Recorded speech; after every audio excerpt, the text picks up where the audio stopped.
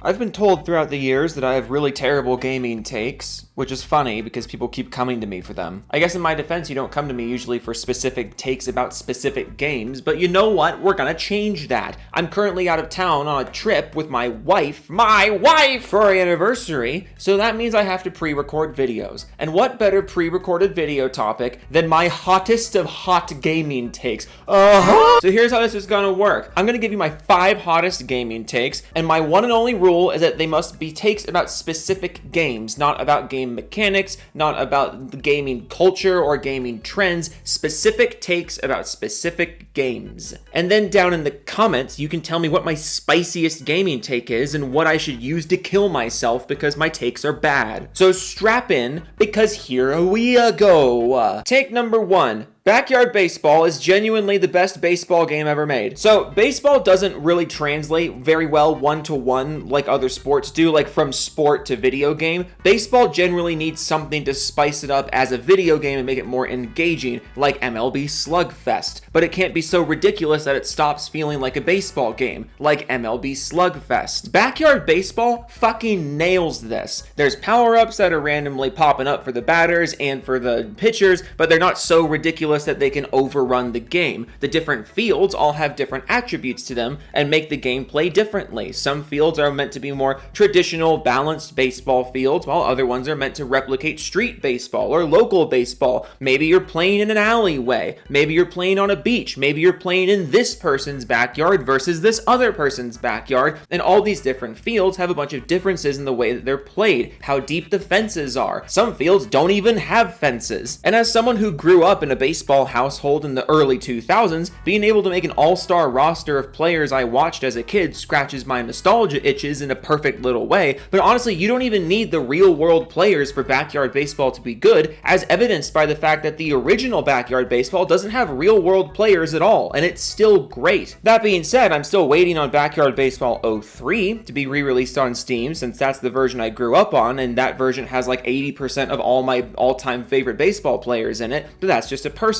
thing. I genuinely think Backyard Baseball is the best baseball video game franchise ever made. It perfectly translates the sport to a video game and spices things up in a way that makes it appealing to non-baseball fans without making it so ridiculous that you no longer feel like you're playing a recreation of an actual sport. It doesn't overcomplicate anything like some baseball sims do, but it also doesn't feel like it's dumbing things down despite obviously being targeted at a younger audience. It's been honestly really reaffirming playing the Steam re-releases of Backyard Baseball, because it's given me that feeling of, oh, okay, cool. It wasn't just nostalgia that made me love these games all my life. They genuinely are really, really good baseball games. I mean, definitely better than MLB The Show, like Jesus Christ. Hot take number 2. Doom 2016 is better than Doom Eternal. Now, don't take this as me saying Doom Eternal is not good, or Doom Eternal is not a masterpiece in its own right, because Doom Eternal is like a 9 out of 10 game, bare minimum. But Doom 2016 is a 9.5 game, bare minimum. And depending on the day, I would argue it's a 10 out of 10 game. Doom Eternal is a much more complex game. You must play Doom Eternal by its rules, or it's not going to be very fun. And there are also a few little hiccups in Doom Eternal's game design that I think were put in there as a way to spruce things up, as a way to differentiate it from Doom 2016. And while most of these things work, some of them I think just slow down the pace and kind of conflict with the core design of the game as a whole. Not in a completely detrimental way, not in a completely unforgiving way, but like the sludge sections. Why are those here? Grabbing ledges in Doom Eternal is really finicky for some reason, much more so than Doom 2016. The art style in Doom Eternal is much more arcadey, much more colorful, and frankly, I don't like it as much. Doom 2016, on the other hand, has some of the best atmosphere of any first-person shooter, and even though the weapons don't feel as distinct from each other because they don't have as defined a role in the sandbox, that means you have much more variety in your playstyle, and I think that makes the game more replayable. I think the darker, more realistic visual presentation of Doom 2016 makes the the atmosphere much better, it makes the game much more immersive, and it contributes more to the power fantasy aspect. Also, in terms of plot, I know Doom 2016 doesn't have much of one, but I still prefer it to Doom Eternal. One of my biggest criticisms of Doom Eternal as a story is it took itself way too fucking seriously. Doom 2016 knows why you're there, and it doesn't fuck you around with why you're there. Except for that one segment in the office where you can't just leave the office for some reason. I guess what I'm trying to say is these are two masterpiece first-person shooters, but Doom 2016 holds your hand slightly less and gives you a little more freedom in the design. You may not prefer that. I do. As much as I adore both of these games, 2016 is the one that I replay far more often, and it's the one that sticks in my head more when I think about Reboot Doom as a franchise. Hot take number 3. Halo 2 is the best multiplayer. Yes, it is better than Halo 3. Yes, you are wrong if you think otherwise. Now, this could come down to personal preference. This could come down to the fact that I've just never really been a fan of large map, more slow-paced multiplayer games, and that is generally what Halo 3 was. Halo 3 was much slower paced than Halo 2 because the maps were bigger, you had big team battle, you had a heavier reliance on vehicles, whereas the combat in Halo 2 was generally much more close quarters, it was generally much more fast-paced, and even though the button combos and exploits weren't put there on purpose, obviously, they contributed to the game being much more, I guess, hardcore as a PvP experience. And I know people love Halo 3, but I always just felt Halo 3 was so fucking boring, which is weird because in terms of movement speed, in terms of, floaty jumping and whatnot, Halo 2 and Halo 3 are basically identical, but it comes down to the map selection, it comes down to the general game pace, and as someone who has always enjoyed more fast-paced, skill-based experiences than the large, open map, more casually team-based experiences, again, there's nothing wrong with games like that, but as someone who has never really leaned towards that side of PvP shooters, I've always felt Halo 2 was the better experience. And I want to make it clear here that I am not saying Halo 3 is a bad game. I'm saying Halo 3 and Halo 2 are wildly different from one another, but if we're talking about which one is the overall better PvP experience, the more skill-based PvP experience, and the more tightly designed PvP experience,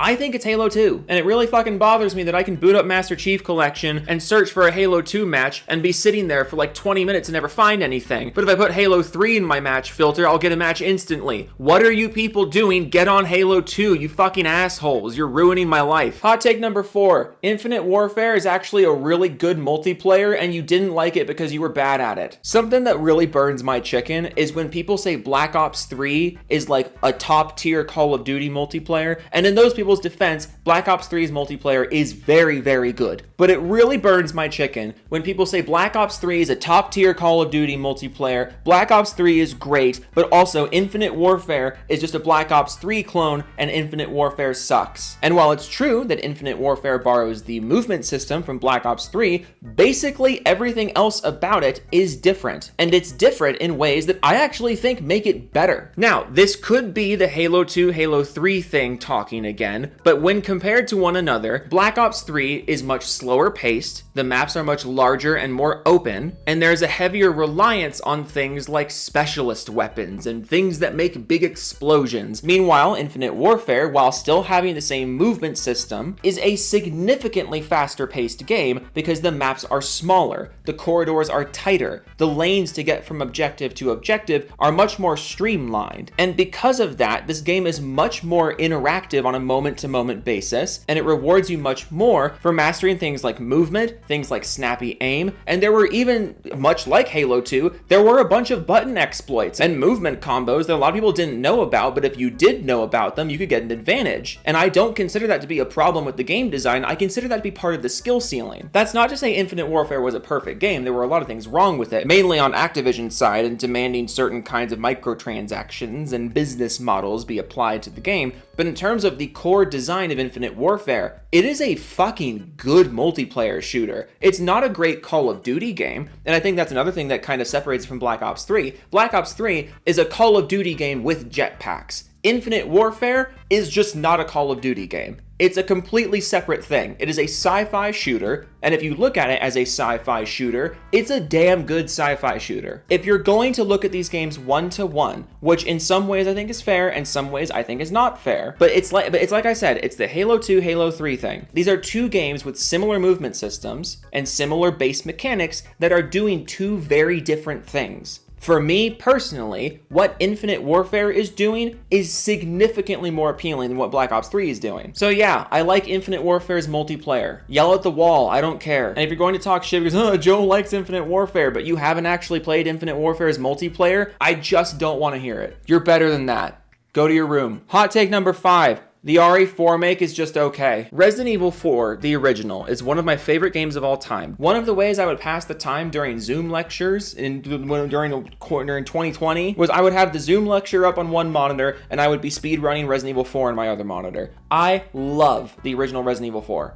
so much. And that's why it took me so long to play the RE4 make. I just didn't see how the remake would be able to top my memories of the original. And my friend eventually talked me into it. He was like, look, Joe, it's doing its own thing. Try not to compare it to the original. Judge it as its own thing. The combat and the gameplay is like top notch. Do your best to separate your love for the original. See them as two different games. I said, you know what? Fine, I'll try it. And for the first few hours, RE4 make is fantastic. Throughout the entire game, the combat mechanics and the shooting of the RE4 make are top notch. The presentation is top notch. The optimization is top notch. So why was I forcing myself through it by the halfway point? Well, partially because this game has absolutely no charm whatsoever, and it really bothers me. And I fully recognize that's a personal thing. If you have no attachment to the original Resident Evil 4, this just is not going to bother you. But if you do have attachment to the original Resident Evil 4, this is going to be such a sticking point. Original RE4 has so much more personality and so much more moment-to-moment entertainment value than the remake. When you are not actively in combat during the RE4 make, it is the most boring experience of all time. Whereas in the original RE4, all those moments where you're not in combat, all those moments where you're just watching a cutscene, they are still endlessly entertaining. And I get that just kind of comes with a remake, a modern remake, trying to make these things more, uniform in their presentation, more professional in their presentation. A lot of the reasons why I love RE4, the original, so much were not on purpose. Original RE4 is hysterical, and it's not on purpose. But then you get into the gameplay aspects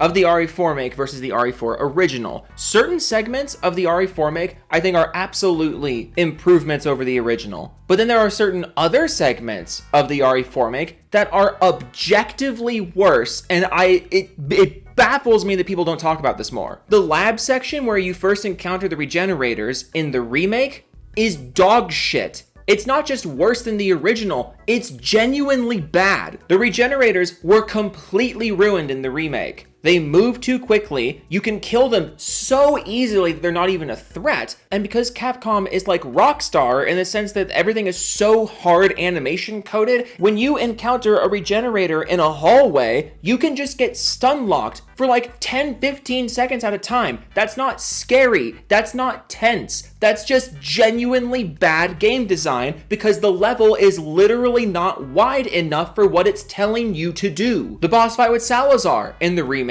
is dog shit. The boss fight with the big stupid fish in the remake is dog shit. Frankly, most of the boss fights in the remake are dog shit. I think the only boss fight in the remake that's not completely boring and underwhelming is the final boss fight. The Krauser boss fight sucks. The Salazar boss fight sucks. The boss fights with the giants and the big fish suck. You are supposed to improve on these things, not just make them bullet sponges. Joe, they're bullet sponges in the original. Yes, I know. You were supposed to improve upon that, not make them even more obnoxious by just sprucing up the presentation and making it even more clear how outdated the design was. And it's so frustrating because, again, when you are just in group fights, it's you versus a bunch of people. Those sections in the remake are fan-fucking-tastic. I want an RE5 remake so bad just because of that. Because RE5 is a more action-oriented game where like 90% of it is just group fights like this.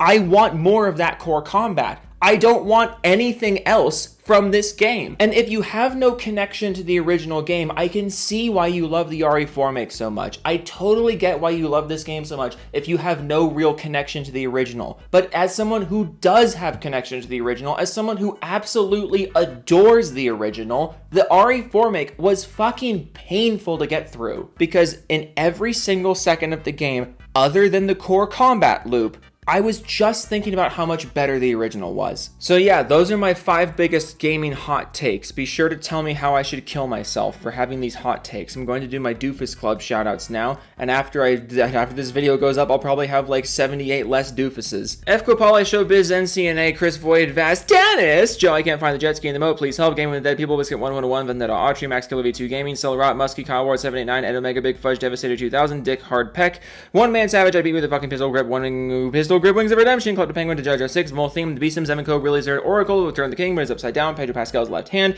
Nate, Blasting 14, Jimmy Chops, I'm married to PC Gamer, apologize to your wife, Joe, Michael Muzio, Master Killer, Firestorm 2056, Demetrius Papagiorno, Tom Schnorlax, and Public Pewter, Gun Known 186718, Kev Dog 992, Zombie Killer 5072, Official Dregs, Monica, Erica, Rita, Tina, Sandra, Mary, Jessica's Lover, Bear, Brandon, 504, Grimsy, Edge, Shadow Bear 1789, this one's blank, I still don't know why, Kushku, Unicorn, Raku, Benefondu, Help Step Joe, I'm stuck in the moat, I just can't do it, I can't take this shit no more, man. Wings, T-Train, Risinger, Sense Nikaka, and On for Law, I lied, I didn't forget to change my name, Partial Lane 8, Vox Auto, Conman 4372WX, I need a stupid name for Joe to read out loud for everyone to see, Go Pyrak, Alarato 1, Shitty Titties, I read my wood in your biddies, Dugnazy Smile, The Snake Eyes 327, I had to change my name back to Gamer Word 72, the MTA2396E, Henthix, Machina Gamma, Elite, Fire Hazard 105, Harass the Wolf, OK Toodles, Tech Gaming, Jungle Zone, Some Gym, Collective, Stick Up Bum, Joe Trap Me in the Moat, Hashtag Ban JTech TV, Gay Local Adult with Autism, PC Gamer, Pope Rock for the Back King, Jessica Shepard, Ricky Smile, Ricky Dabby, we need to sign a petition for a second mode, it needs company, Kareem the Steel Angel, I will find JTech and live in his walls until his PS5 dies, Sergeant Jason Bond, Baron Von Vaderham, Cyrus 6771, don't call me Doofus, it hurts my feelings, 2 texting at 940, you haven't helped me out of the mode, and you are laughing, Joe, Creed Warrior 23, Max the Chev, Simply the Chap, Totally Insane, Black Corinthian War Slayer, Night of Cyber, L04, I own 6 copies of Clip 2006 on Blu-ray, Wolf of Midnight, Sig Rider, Pig, Venus, Sequence Studios, Film Dragon, Own Gaming, 3, Brown, Thornscape, Macanex, Severn Evans, Personial 3, Calendar for YMX, Power, Power, Trouble Donnie, Weston, Nick Donegan, Jars Max on Twitch, come hang y'all, Gob Godson, Rogue Winter, 19, Bobby Hinder, Kenny and Fanny, Hangman for Hire, Elden the Noble, Frost Crystal, Biogenesis, Ian Action, Poppy Fingers, 97, Mega Key, Scrub Skull, Ghost Ho, Ryusagi, Vascar, Actor Tim, This Death 94, Blue Hook, Film Tip, JTech TV, should get Venom's 9 inches, Jody Breeze, Smitty Worger, Van Jensen, Make Advertisement, Diego Garcia, Judges to Think Make It Begins, I Am American Idiot, Harmon Smith with the Chin, Oh No, it's Justin Rand, Wood, Tooting Wayne, Extreme the Wolf 7, Joey Scoops, Negative Creep, Joe Taku, Poop Pee Back, King, Bang Gag, Chicken, Soccer, Bob Banger 182, Wannabe Hobo, Jizz, West Ability, and Char Rob, C, Veg, Groove of Nana, Curtin, Alex Pack, Scrum Master, Jet Ski is actually Joeski. Woo! That may be the fastest one I've done. That might be the fastest one that I have done. And you know what? It's only going to get shorter because everyone's going to get mad at these takes. Toodle.